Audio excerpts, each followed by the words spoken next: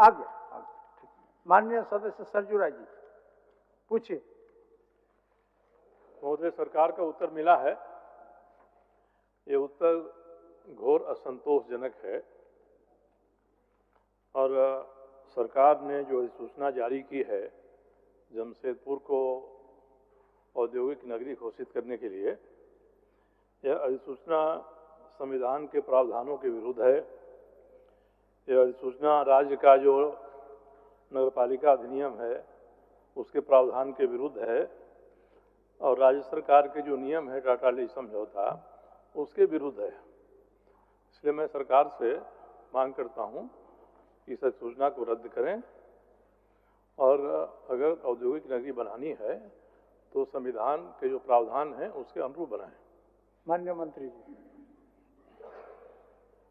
मान्यवर वरिष्ठ सदस्य ने झारखंड नगरपालिका अधिनियम 2011 की धारा 481 का उद्धरण देते हुए इस अधिसूचना को नियम विरुद्ध बताया है।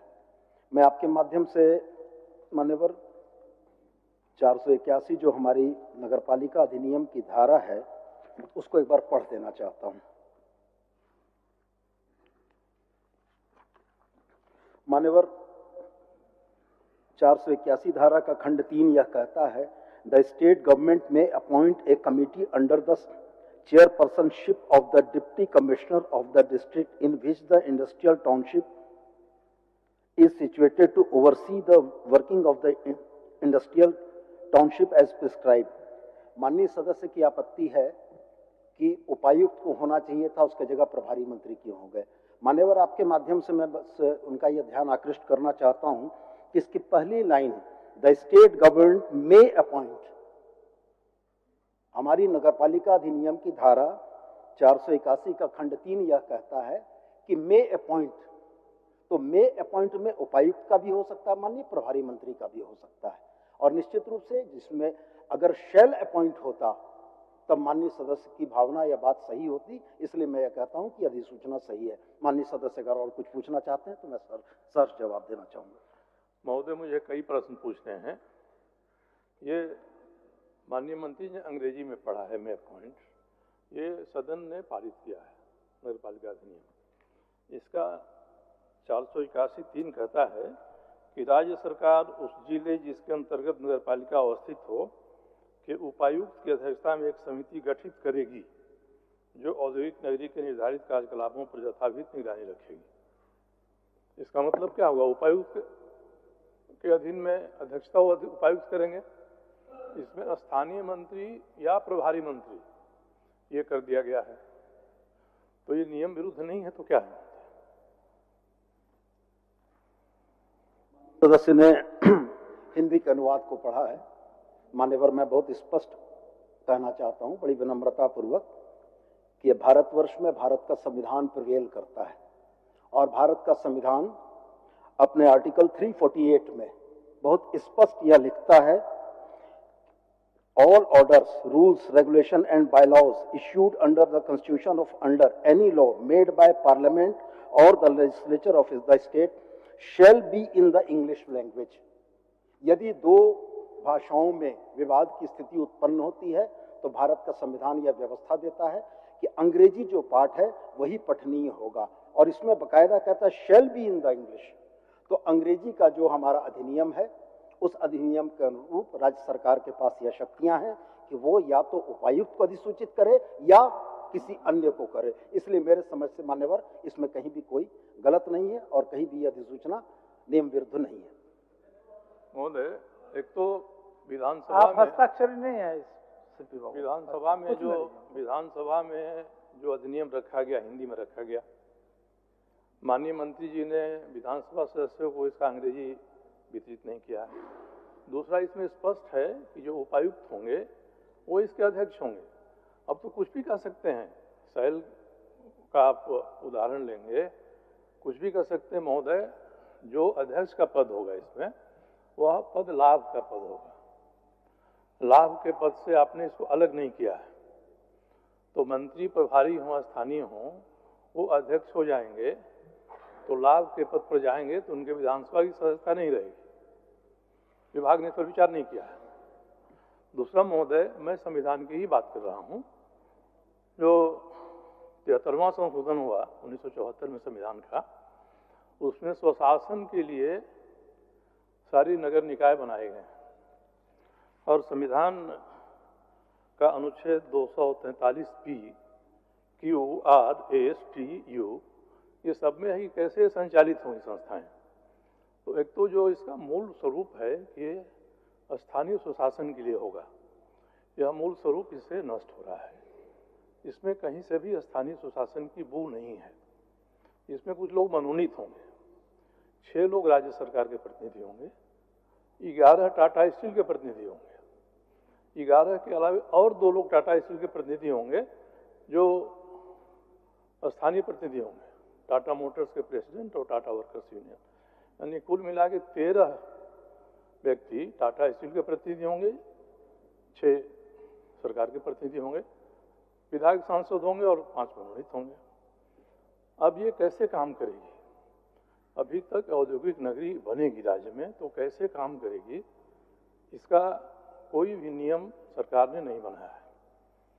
दूसरा कि अब ये इसमें लिखा है इन्होंने कि ये नगर निकाय की तरह काम करेगी।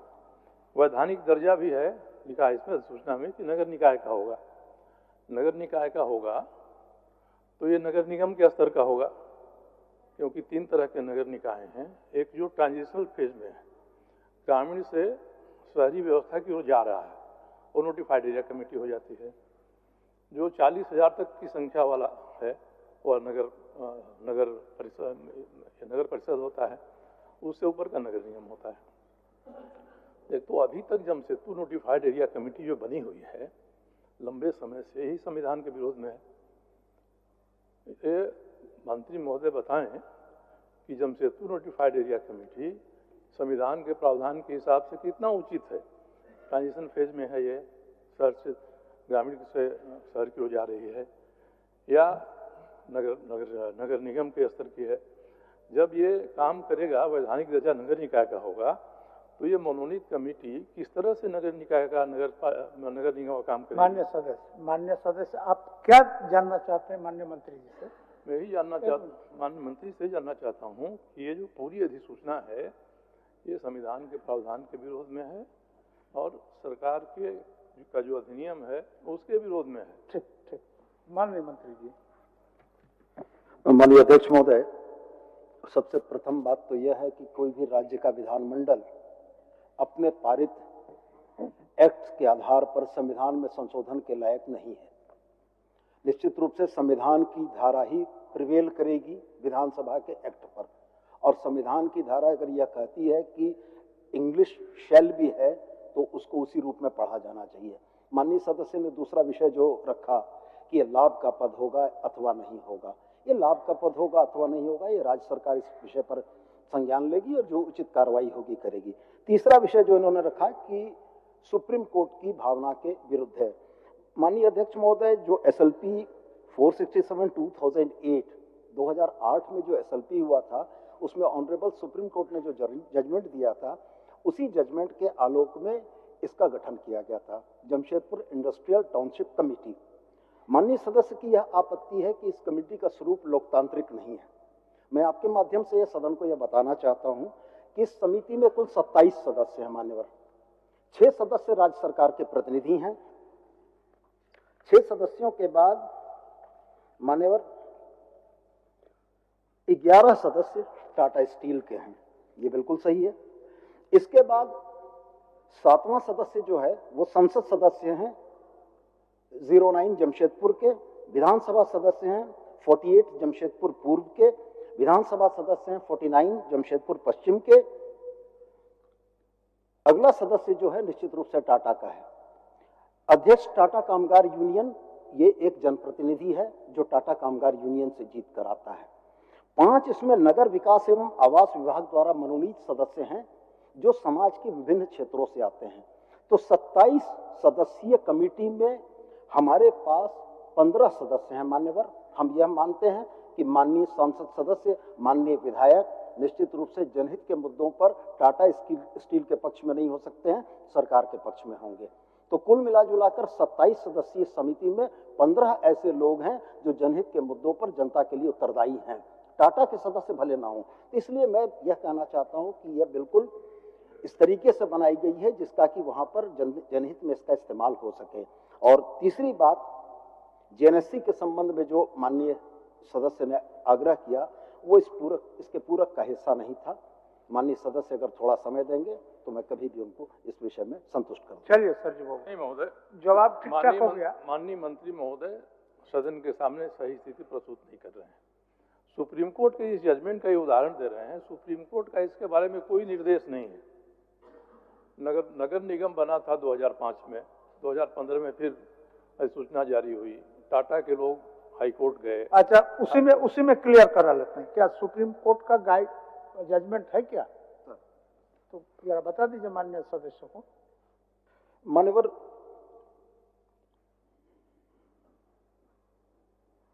माननीय सर्वोच्च न्यायालय ने ही टाटा स्टील द्वारा सिविल अपील नंबर 2008 जो हमने कहा था दायर किया था, जिस क्रम में टाटा स्टील के आवेदन के आलोक में संविधान के अनुच्छेद 243 1T के अंतर्गत जमशेदपुर को औद्योगिक नगरी घोषित करते हुए सशर्त शपथ पत्र माननीय सर्वोच्च न्यायालय में वाद संख्या 14926/2006 के अंतर्गत वर्ष 2014 में सरकार द्वारा दायर किया गया था। सिविल अपील 2467 में माननीय सर्वोच्च न्यायालय द्वारा वर्ष 2014 में अंतरिम आदेश पारित किया गया, जिसमें झारखंड सरकार द्वारा जमशेदपुर में औद्योगिक नगरी बनाने की सैद्धांतिक सहमति का उल्लेख है। तत्पश्चात माननीय सर्वोच्च न्यायालय द्वारा वर्ष 2016 में दोनों पक्षों द्वारा इंडस्ट्रियल टाउन के गठन की दिशा में प्रगति किए जाने के फलस्वरूप सिविल अपील संख्या 467/2008 और SLP केस नंबर 14926/2006 को निष्पादित कर दिया। इसके आलोक में विभाग द्वारा पूर्व में प्रदत्त जमशेदपुर औद्योगिक नगरी बनाने की सैद्धांतिक सहमति के आलोक में अग्रेतर कार्रवाई करने का निर्णय लिया।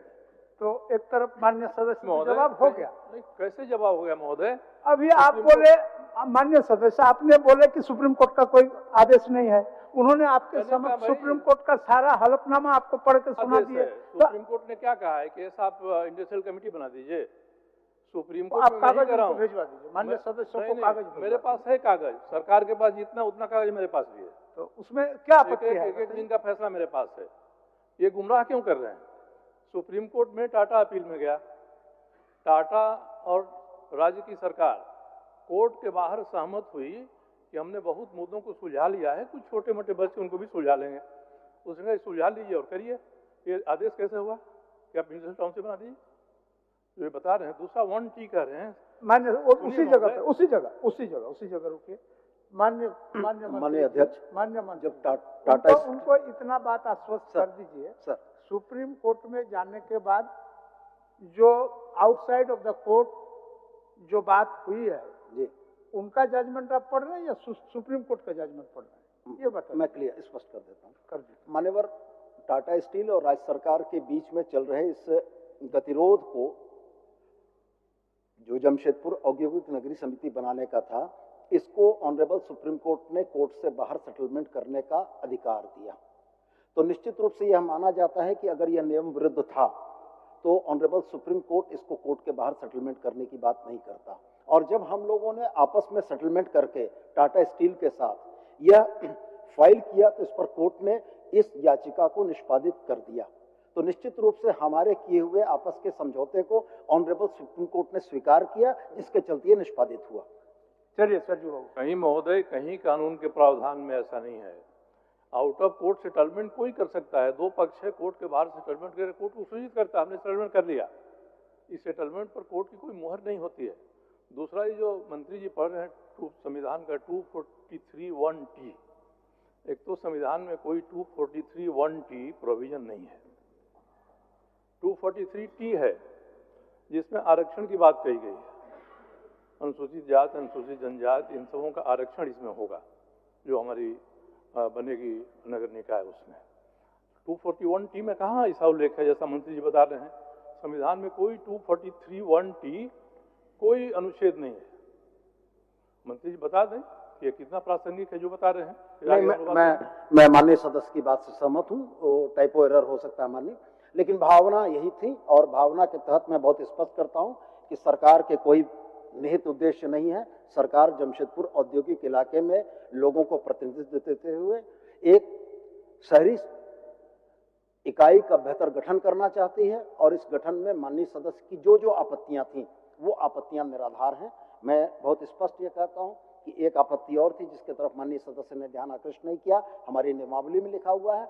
अलावे जो उनके चिंता के विषय हैं उनको हम लोग अपने एसओपी में समाहित करते हुए इसको एक बेहतर कमेटी बनाकर संचालित करना चाहेंगे। चलिए। नहीं महोदय, मूल संविधान की भावना है। मान्य सदस्य, आसन के सामने प्रॉब्लम क्या है? एक ध्यानाकर्षण की सूचना में 3 पूरक आप पूछ सकते हैं, जिसमें से हमको लगता है कि कई पूरक हो गया जो 3 से अधिक है महोदय।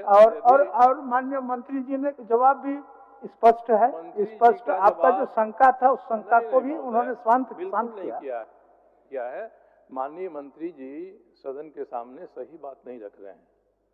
इन्होंने कहा है कि जमशेदपुर के फलाना सरजू बाबू, हमको नहीं लगता है कि आप माननीय काफी वरिष्ठ सदस्य हैं। अब माननीय मंत्री जी पूरा लिखित उत्तर पढ़ के जो विषय उनमें हुआ है सारा चीज का जानकारी आपको दे रहे हैं, लेकिन आप एक तरफा खारिज कर रहे हैं। तो हमको नहीं लगता है खारिज, अगर मंत्री जी गलत जवाब दे रहे हैं, असत्य जवाब अगर दे रहे हैं तो आप उसको पॉइंट आउट करिए।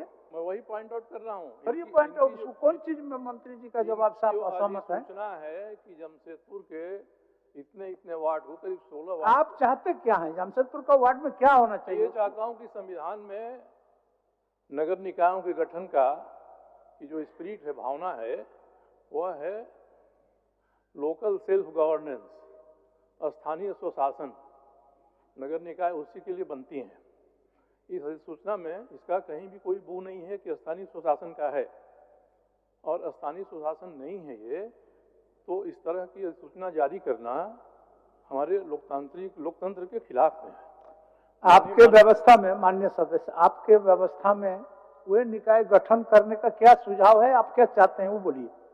मैं तो चाहता हूं कि इसको रद्द करे सरकार, एक समिति बना के, सदन की भी समिति बना ले, किसको बना ले, और ऐसा नोटिफिकेशन करे जिससे स्थानीय स्वशासन की बू आए। चलिए माननीय मंत्री जी, इसी पर जवाब दे दीजिए, हो गया। माननीय अध्यक्ष महोदय, मैंने बहुत स्पष्ट पहले कहा कि 27 सदस्यीय कमेटी बनाई गई है। 15 वैसे सदस्य हैं जो सीधे झारखंड की जनता को उत्तरदायी है। मैं मानता हूं कि 12 सदस्य इसमें टाटा स्टील के हो सकते हैं, जो टाटा स्टील के हितों का ध्यान रखेंगे, लेकिन जो 15 सदस्य हैं उनका बहुमत निश्चित रूप से स्थानीय स्वशासन या झारखंड की जनता को हितों को संरक्षित करने का है। तो माननीय सदस्य की आशंका निराधार है, ये कमेटी बन जाए। एसओपी में उन तथ्यों को हम लोग ले आएंगे और उसके बाद भी अगर माननीय वरिष्ठ विद्वान सदस्य को कोई प्रस्ताव रहेंगे तो हम लोग उसको एसओपी में समाहित। चलिए सर जी, माननीय सदस्य रामचंद्र, आप छोड़ दीजिए। नहीं महोदय, आपका सुझाव भी मानेंगे, आप लिखित सुझाव माननीय मंत्री जी को दे देंगे, उसको भी मानने के लिए तैयार है। उनके जो एसओपी बनेगा उसमें उसको इंक्लूड कर लिया जाए। लिखित सुझाव तो मंत्री जी को, राज्यपाल जी को मैं काफी दिनों से दे रहा हूँ। ठीक, उसको मान लेंगे। मंत्री जी तो सदन में आश्वस्त किए, पूरे सदन को आश्वस्त किए। ठीक नहीं है महोदय, ये फैसला इस बारे में होना चाहिए। तो अधिसूचना जारी हो रही है, वो अधिसूचना की भावना, मूल भावना संविधान का नियम का है, वो सही है कि नहीं महोदय? एक और नियम बना है, सरकार ने टाटा ली समझौता किया है, उसमें अब आप उसमें और ज्यादा समय व्यय नहीं कर सकते सर बाबू। एक मिनट, अगर माननीय मंत्री जी, माननीय सरजू बाबू आपके चैम्बर में चले जाएंगे सर, और इसमें और कुछ जो नियम के अनुकूल है सर, उसको इंक्लूड करने का कहीं स्पेस है जी, आप देख लीजिए। जी, चलिए रामचंद्र सिंह जी, आप मंत्री जी के साथ बैठ करके बात कर लीजिए। मान्य सरजू बाबू, काफी डिस्कशन भी हुआ और एक ऑप्शन आपको दिया गया कि आप माननीय मंत्री जी के साथ बैठ करके उस पर विचार कर लेंगे। मंत्री जी आपका उचित बात को निश्चित रूप से मानेंगे। चलिए रामचंद्र सिंह जी। जी अध्यक्ष महोदय,